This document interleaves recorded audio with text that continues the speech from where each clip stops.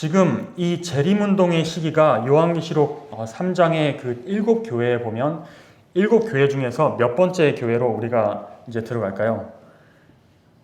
하나, 둘, 셋, 넷, 다섯, 빨간색의 6번째 교회, 빌라델비아 교회입니다. 빌라델비아 교회는 여기의 특징은 다음과 같이 나와 있어요. 이제 열린 문을 예수님이 말씀하고 계십니다. 빌라델비아 교회 사자에게 편지하기를 거룩하고 진실하사 다윗의 열쇠를 가지시니 곧 열면 닫을 사람이 없고 닫으면 열 사람이 없는 그이가 가라사대. 우리가 요한계시록에서 말할 때는 무언가 닫혀 있었는데 열린다는 것을 얘기를 하는 것입니다.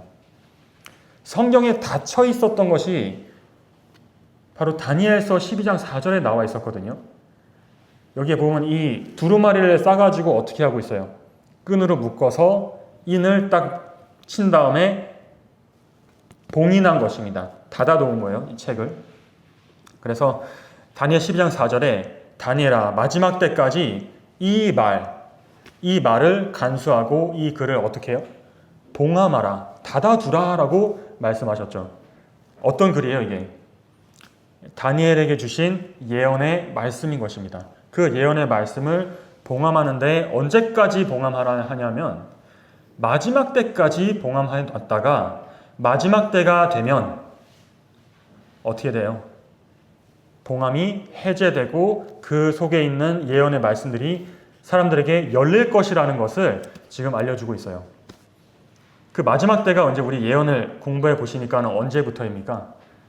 한때 두때 반때가 지나고 1798년부터 마지막 때로 들어서면서 이 예언의 말씀이 실제로 열리기 시작하는 것이 우리가 이제 윌리엄 밀러와 그의 사역을 통해서 이 미국의 종교 개혁자의 이 사업을 통해서 알 수가 있는 부분이에요. 우리의 시대인 것입니다. 그래서 예수님이 그들의 마음을 열어서 성경을 깨닫게 하신 것과 마찬가지로 이 계시록 3장에 지금 빌라델비아 교회 시대가 되니까 이 봉함된 책이 열었더니 열면 닫을 사람이 없고 닫으면 열 사람이 없는 그이가 가라사대. 이거 누가 열어주시는 거예요 이제? 엠마오에 갈 때는 누가 열어주셨어요? 예수님이 열어주셨죠. 마지막 때에 누가 이거를 열어주실 겁니까? 주셨습니까? 예수님께서 열어주시는 이 똑같은 역사가 일어나고 있습니다. 그래서 이 열어주실 때 윌리엄 밀러가 깊은 흥미를 가지고 다니엘서와 요한계시록을 연구하기 시작했다는 것입니다. 그냥 쭉 통독한 게 아니고요. 이것을 한 절 한 절 짚어가면서 하나님께 도움을 구하면서 열어달라고 구하면서 그가 연구해 갔다는 말이죠. 바쁜 사람인데요. 그 당시 아주 상당히 잘 안정적인 생활 기반을 가지고 있는 농부였습니다. 많은 사람들이 농업에 종사했으니까 그 당시에 신대륙에서. 그런데 어떻게 시간을 냈는지 모르지만 그의 흥미와 마음의 관심은 이 시대에 주신 다니엘서와 계시록에 그의 마음이 가기 시작했던 것입니다. 그래서 거기에 거절하지 않고 마음을 닫지 않고 그가 그것들을 그냥 읽는 것이 아니라 연구하고 생각하고 기도하면서 그 예언의 큰 사슬들이 이렇게 사슬이라는 건 이렇게 닫혀 있어 이제 사슬이 연결되어 있기도 하지만 또한 봉인되어 있던 책이었잖아요. 그런데 그 봉인은 하나님이 열어주시기도 하지만 이 사람이 같이 열고자 할 때 열리는 말씀입니다. 그냥 가만히 옛날에 똑같이 예수님이 예언의 말씀을 사실 수없이 풀어주셨지만 제자들은 받아들였고 누구는 안 받아들였어요. 제사장들과 서기관들과 바리새인들은 안 받아들이는 사람이 더 많았잖아요. 그러니까 사람이 같이 그 열린 문으로 들어가지 않으면 아무리 열어줘도 그게 우리와 아무런 관계가 없어요. 우리에게 빛을 줄 수 없는 것처럼 우리에게 믿음을 줄 수가 없는데 이 밀러는 그것을 기도하면서 하나씩 풀어가고 열어가는 것입니다. 그의 이런 노력에 따라서 진리의 사슬이 하나씩 차례로 풀려져서 그의 노력은 마침내 보상을 받게 되었어요. 천사들이 그의 마음을 지도하여 성경 구절들을 이해할 수 있도록 또 나오죠. 어떻게 해줬어요? 열어주었다. 열어주었다. 우리에게 필요한 경험입니다. 이것이. 정말 재림을 우리가 믿는다면 그것은 우리의 삶에 어마어마한 개혁을 일으킬 수 있는 이 시대에 주신 하나님의 기별이에요. 옛날에 초림을 믿는 제자들이 겁쟁이 제자들에서 하루에 3,000명씩 회개하는 그 공중 앞에서 고백하고 증거하는 증인들이 되었잖아요. 똑같습니다. 우리를 변화시켜줄 수 있는 능력은 우리 속에 있지 않아요. 아무리 베드로가 담대하고 당돌하고 좀 그런 사람이었죠. 그런데 이거 인간의 당돌함으로는 도저히 이 사단의 반대를 뚫어내고 할 수가 없는 거예요. 우리로서는 할 재간이 없어요. 이 마지막 하나님이 주신 우리에게 주신 사명을 우리는 할 수가 없는데 무엇이 베드로로 하여금 그 일을 하게 했는가? 그것은 바로 예수님이 길에서 성경을 풀어주실 때 그 말씀이 역사에서 그 예언의 말씀이 그에게 확신을 주고 능력을 주었던 것처럼 오늘날에 우리가 이 능력을 똑같이 경험하고자 한다면 밀러도 마찬가지입니다만 이 방법이 유일한 방법인 것입니다. 그래서 믿음은 정말로 그렇지만 들음에서 나고요. 이 들음은 하나님의 그리스도의 말씀으로 말미암게 되는데 증인이 되는 것입니다. 우리가 그냥 변화되지 않습니다. 가만히 있으면. 하나님께서 주시는 섭리에 따라가서 열어주실 때 우리도 같이 하나씩 열어가는 경험이 없으면 백날 들어도 그냥 한 귀로 듣고 이렇게 지나가게 돼요.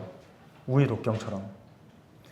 다니엘서와 요한계시록을 이 사람만 연구해야 되는 것이 아니라 우리가 할 수 있는 그 영역 안에서 도움을 구하면서 이것을 연구하는 것이 그래서 예수님이 엠마오로 가는 길에 그 제자들에게 이 성경을 어떻게 풀어주셨다고 나와 있습니까? 거기에 자기에 관한 것을 자기의 초림에 관한 것을 자세하게 풀어주셨다고 나와 있죠. 밀러도 이 연구를 어떻게 해요? 아주 세밀하게 하고 있는 것을 여기에 이제 보면은 그는 창세기에서 시작하여 그러니까 예수님이 모세로부터 시작했죠. 밀러는 그는 창세기에서 시작하여 성경 구절 한 절 한 절을 읽어가면서 그 의미가 분명히 이해되기 전에는 앞으로 나아가지 않습니다. 그래서 거기에 모순이나 의문 없이 이해할 수 있고 그런 견해와 일치가 될 때, 조화가 될 때 넘어갔지만 많이 분명하지 못한 점을 발견할 때에는 이제 대조해 보면서 이제 연구를 하는 거죠. 그가 하나님의 깨우쳐 주심을 위하여 열렬히 기도하면서 연구할 때 이전에 이해할 수 없을 만큼 어둡게 보이던 것들이 분명해지게 되었습니다. 그래서 우리가 만약에 다니엘과 요한계시록을 좀 더 잘 이해하게 된다면 신자들은 전적으로 다른 신앙 경험을 갖게 될 것이다 라고 나와 있습니다. 혹시 나의 신앙 경험이 상태가 만족스럽지 않은 것을 하나님께서 이렇게 좀 보여주신다면 이거를 한번 우리가 시도해 볼 수 있지 않을까요? 왜냐하면 전적으로 다른 신앙 경험을 우리가 갖게 되려면 다니엘과 요한계시록을 좀 더 잘 이해하게 될 때 이걸 그냥 역사의 사건 나열로만 생각하지 말고 그 속에서 우리가 이것을 계시록에는 뭐라고 불렀냐면 예수의 증거라고 부르고 있어요. 그래서 마지막 남은 자손은 두 가지가 있는데 하나님의 계명과 예수의 증거를 가진 백성들이 하나님의 남은 자손으로 여기에 그 특징이 나와 있습니다. 왜냐하면 그렇게 할 때 신자들은 전적으로 다른 신앙 경험을 갖게 될 것이기 때문이죠. 그들은 열려진 하늘 문을 엿보게 될 것이며 따라서 마음과 정신은 심령이 청결한 자의 보상이 될 그 축복을 실현하기 위해서 모든 사람이 개발해야만 할 품성에 대하여 깊은 인상을 받게 될 것입니다. 그러니까 이게 그냥 내 지식 좀 얻고 지식 좀 자랑하고 이러기 위해서 이걸 공부하는 게 아니라 내 호기심 좀 충족하려고 하는 것이 아니라 정말 영혼을 준비하는 사람들, 이제 예수님의 재림을 준비하는 사람들로서 우리에게 딱 한 가지 필요한 것이 바로 예수님을 닮고 닮아가는 품성이기 때문에 그 품성을 개발할 필요성을 우리가 느껴야지만 그 길에 들어서게 됩니다. 그 좁은 길에. 그래서 그 필요성을 우리에게 인상을 깊이 지어줄 수 있는 그 능력을 하나님께서 다니엘과 계시록의 예언의 말씀 속에 증거 안에 담아두셨다는 것입니다. 그것을 우리가 열어 젖혀야지만 이 경험 속으로 같이 들어갈 수가 있습니다. 그래서 하나님의 말씀을 아주 세밀하게 사실 연구할 필요가 있는데 특별히 다니엘과 이 계시록, 자, 계속 말했죠. 여기에 아주 귀한 약속이 있습니다. 우리가 한 백성으로서 이 책이 우리에게 의미하고 있는 것을 이해한다면 우리 사이에는 위대한 신앙 부흥이 있게 될 것이다. 저는 이게 너무나 우리에게 소망을 주는 그런 말씀이라고 생각합니다. 그래서 이 교회에는 단지 재림교회만 포함되는 것이 아니고 모든 교회들을 다 포함하는 것입니다. 왜냐하면 교회들이 다 지금 어떻게 많이 하고 있어요? 잠자고 있기 때문입니다. 초림 당시에 유대인들이 잠자고 있었던 것처럼 재림을 앞두고는 이 하나님의 백성들이라고 공언하는 사람들이 그것을 믿지 못하기 때문에 그 믿음이 실제적으로 역사하지 않기 때문에 잠들어 있는 거예요. 그래서 무엇이 정말 지금 가장 중요한 일인지를 분별하지 못하고 그냥 주는 대로 다 우리가 받고 먹고 이렇게 한다면 예수님이 오셨을 때 그 날이 마치 도적같이 우리에게 임한다고 경고하셨어요. 그래서 교회들에 필요한 것이 무엇이냐면 교회들을 일깨우게 될 만한, 깨워낼 만한 한 가지 기별이 전파되어야 한다. 한 가지 기별입니다. 이제 우리가 본 이 말씀이고요. 만일 우리 백성이 절반만이라도 깨어 있다면, 만일 그들이 요한계시록에 묘사된 사건들의 임박함을 정말 깨닫고 정말 그것이 믿어지기 시작한다면 우리 교회 안에는 신앙 부흥이 일어나서 더욱 많은 사람들이 기별을 믿게 될 것이다. 이렇게 돼야 하지 않겠습니까? 오늘날 성경의 중요한 부분, 이 예언에 관해서 무지가 그처럼 편만한 이유는 무엇일까요? 성경의 가르침을 연구하는 일을 일반적으로 그처럼 싫어하는 이유는 무엇입니까? 그것이야말로 암흑의 왕이 자기의 거짓이 사람들에게 폭로되지 않도록 가리우기 위하여 고의적으로 노력한 결과입니다. 그러므로 계시록을 주신 그리스도께서는 장차 요한계시록의 연구를 반대하기 위한 투쟁과 싸움이 있을 것을 미리 보시고 이 예언의 말씀을 읽고 듣고 지키는 자들에게 복이 있다고 선언하셨습니다. 요한계시록 1장 3절의 그 말씀입니다. 이거 읽고 마치겠습니다. 계시록 1장 1절부터 보면 예수 그리스도의 계시라 이는 하나님이 그에게 주사 반드시 속히 될 일을 그 종들에게 보이시려고 그 천사를 그 종 요한에게 보내어 지시하신 것이라.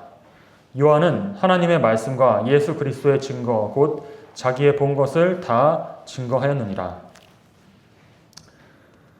이 예언의 말씀을 이건 함께 좀 읽어볼까요? 3절 시작. 이 예언의 말씀을 읽는 자와 듣는 자들과 그 가운데 기록한 것을 지키는 자들이 복이 있나니 때가 가까움이더라. 이 말씀을 우리가 유의하여서 정말 이 말씀이 우리 속에 역사하여서 우리를 잠든 상태로부터 깨워내고 우리가 하늘을 정말 볼 수 있도록 도와준다면 우리 또한 옛날에 제자들이 그랬던 것처럼 그들이 증거 없는 겁쟁이에서 하나님의 증인들로 선 것과 같이 우리도 이 마지막 재림을 앞둔 이 시대에 우리가 하나님의 증인들로 서서 그 증거를 사람들에게 분명하고 확신을 가지고 그 속에 있는 믿음을 가지고 우리가 증거할 수 있게 되는 고백하는 그러한 우리가 되기를 바라면서 말씀 마치겠습니다.